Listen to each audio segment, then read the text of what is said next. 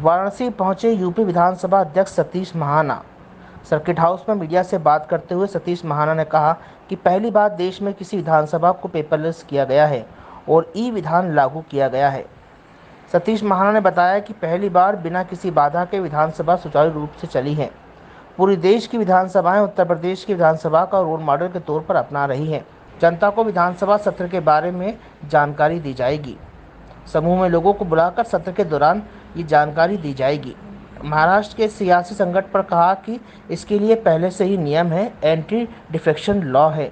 राष्ट्रपति पद के उम्मीदवार के तौर पर द्रौपदी मुर्मू के नाम की घोषणा करने पर सतीश महाना ने कहा कि आदिवासी परिवार में जन्मी मुर्मू सबसे योग्य उम्मीदवार हैं। यहाँ पर कन्वेंशन सेंटर्स को मैंने देखा है तो मेरे ध्यान में है कि हम किस प्रकार से लेजिस्लेचर के लिए, विधायकों के लिए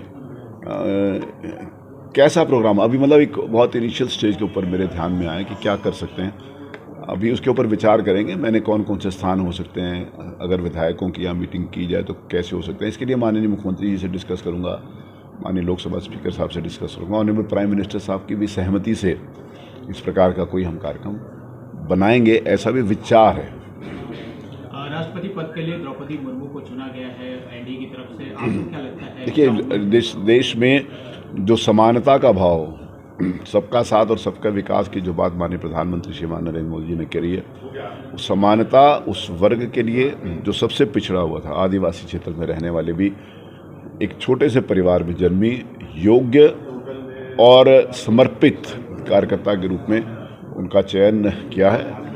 तो उसका चुनाव 18 तारीख को जुलाई को होगा। तो मेरी शुभकामनाएं हैं और निश्चित रूप से 18 तारीख को जो चुनाव होगा उसके सामने परिणाम आएंगे। अध्यक्ष निर्वाचित होने के बाद मैंने उत्तर प्रदेश की विधानसभा में ई विधान लागू किया। माननीय प्रधानमंत्री श्रीमान नरेंद्र मोदी जी का एक ड्रीम प्रोजेक्ट है जिसमें पूरे देश की विधानसभाओं को एक पोर्टल के ऊपर जोड़ने का काम है। एक दूसरे की विधानसभाओं के बेस्ट प्रैक्टिसेस हम कैसे अडॉप्ट कर सकते हैं, किस प्रकार की समस्याएं देश में सब क्षेत्रों के अंतर्गत है, इसकी चर्चा भी होती है।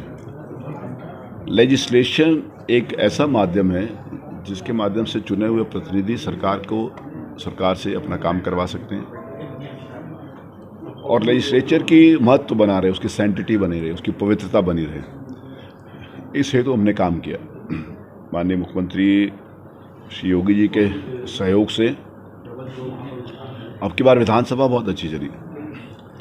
32 साल हो गए मुझे विधानसभा में भाग लेते हुए। पहली बार ऐसा हुआ कि बिना एक बार विधानसभा में किसी भी प्रकार के व्यवधान और बिना स्थगन के पूरी विधानसभा चली। हमने जो ई विधान लागू किया वो देश में हमारी विधानसभा सबसे पहले नंबर पर है। देश के अन्य किसी विधानसभा पर इतनी बड़ी संख्या में और इस स्तर के ऊपर ई विधान लागू नहीं हुआ। सौभाग्य की बात है कि गुजरात की ऑनरेबल स्पीकर अपने मिनिस्टर और एमएलएस के साथ हमारी विधानसभा देखने के लिए आई। मणिपुर से आए, उत्तराखंड से आए, महाराष्ट्र से आ रहे हैं, कर्नाटक से आ रहे हैं। पूरे देश भर की विधानसभाएं हमारे विधानसभा को एक रोल मॉडल मानकर उत्तर प्रदेश की विधानसभा को फॉलो कर रहे हैं। मैंने विधानसभा एक आम जनमानस को उसके बारे में पता चले, लेजिस्लेशन के बारे में पता चले, विधायिका के बारे में पता चले, इस हेतु मैंने कंडक्टेड टूर्स भी अरेंज करने का मैं प्रोग्राम बना रहा हूँ।